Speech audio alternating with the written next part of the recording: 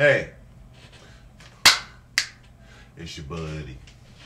I'm getting ready to go out. My partner is about to pick me up and take me to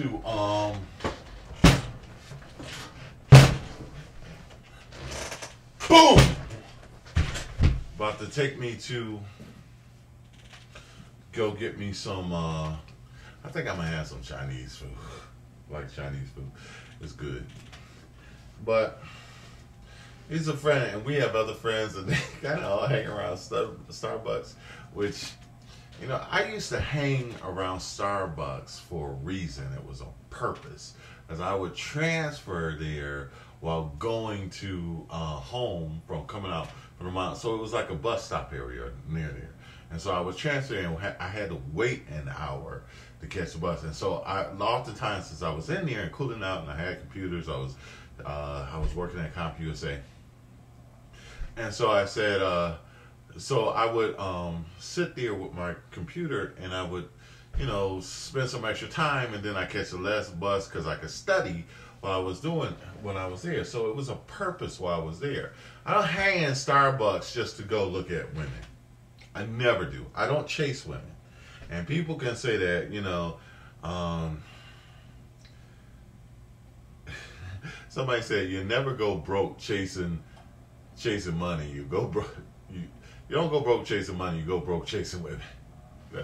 So I usually can't afford it, and those kind of things I have to just kind of let it happen naturally. You know, it's just my life, right? It's my life, you know, and that's my point.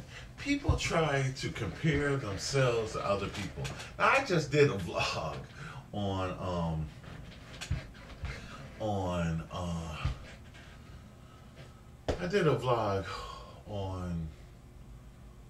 people talking about my weight, right?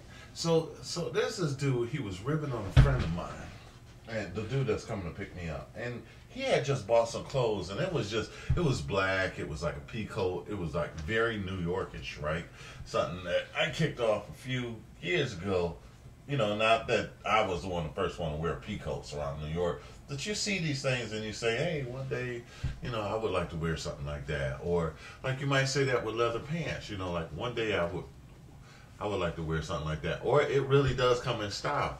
Or it's that thing, like black people have a tendency to like how jewelry and gold chain and all the hip hop, and like, you know, if you look at the old Indians, like they would just take these like different paraphernalia, like, you know, from the Western culture. They don't understand some people and why they call it ghetto sometimes, because there's a whole rhythm, there's a whole onset of putting things together, like, you know, like you would see the Indians that would wear like this, and actually certain tribes in Africa still to this day, they go around, and even certain animals and certain birds, they would go around and they would pick up different things and shiny things and put it on their body, or will put it in their nest, weave it into the thing of their nest, because it would attract females. And so that was the sort of the mentality behind, you know, like gold chains. You just put the gold chain on, forget that, you know, that you usually have, if you had that type of jewelry, there's a whole background and a backdrop and a whole modus operandi, or a whole, you know, there's filler to it. Like, you wouldn't just buy one single like thing, like you know, you wouldn't buy a $200 hat and then still put on, you know, like a sweatshirt, you know. You know, and I mean, like a corporate hat. I mean, nowadays they throw it up and toss it up and stuff like that. But in general, the reason why they would call it like that mentality of ghetto is like you had this big fine piece of jewelry and you don't have the background to go with it. So you spent $1,000 or $1,200 or $10,000 on a piece of jewelry, and you know you don't have a house, you know, or you don't have a car, or you know, like that. You don't never see me wearing jewelry, because you know, it's like, you know, like the European culture has certain things. Now, there's nothing wrong with mixing it up, but it's kit bashing. Okay? Again, there's that word again, kit bashing.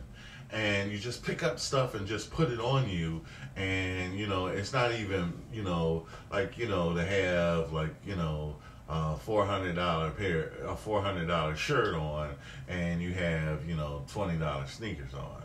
It's just like I mean, it's nowadays style. You can play with it, but if you want to make it impress, if you like the way you do it is you round the whole thing out. And so that's why the mentality why I never wear gold chains, because you're not going to see. It's like seeing a Mercedes. We rib on black people seeing a Mercedes in front of seeing a Mercedes in front of like a project. It's like, why are you driving a Mercedes and you live in a project? It just don't. It's not even. It doesn't balance out. So it's leading me to this other topic. We compare ourselves to each other.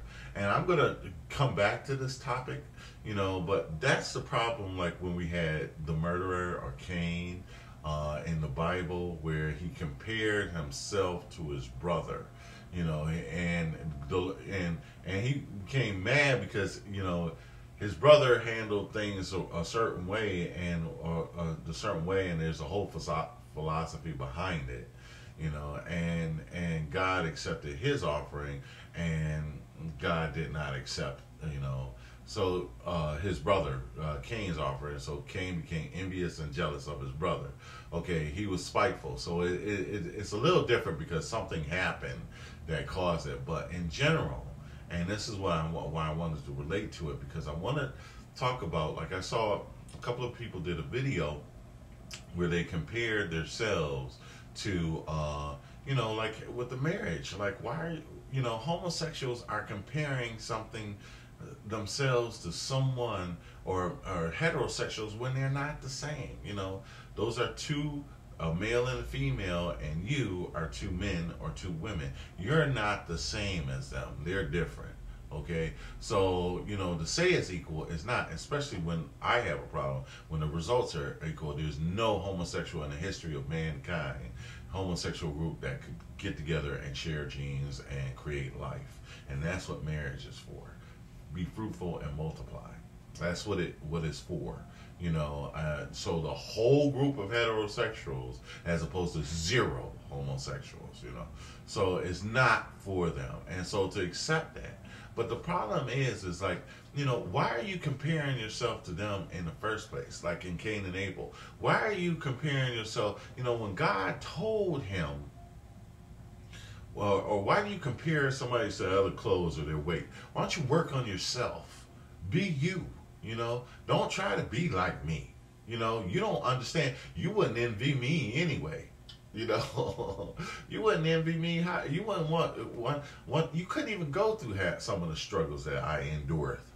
I couldn't be a Tyler Perry. I couldn't handle some of the shit he handled. Excuse me. I ain't supposed to be cursing when I'm supposed to be talking about the Bible, right? But don't try to be like. Why compare yourself? You're comparing yourself to Cain compared himself to Abel, when God told him, Abel ain't the problem. The problem is you and your offering, your sacrifice. Work on that. Work on your own business. Basically it's, work on your thing. Get your thing right.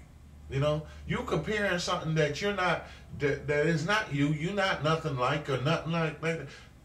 Work on your problems. Your situation. As an artist, I have always had that mentality. I don't know why. I'm not giving myself credit for it. Okay? But I never compare myself to my brothers. I got 7 or 8 brothers. I would go crazy if I had to compare myself to them.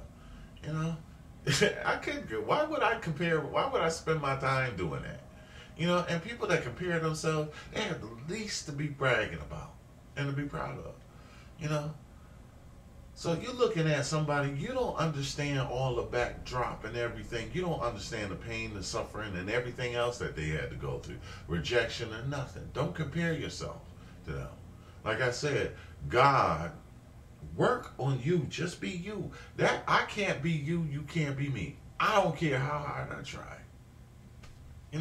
We're individuals. That's 10 minutes. So in the case of Cain and Abel, again, Cain was looking at his brother and faulting his brother, comparing himself to his brother when his brother wasn't the problem.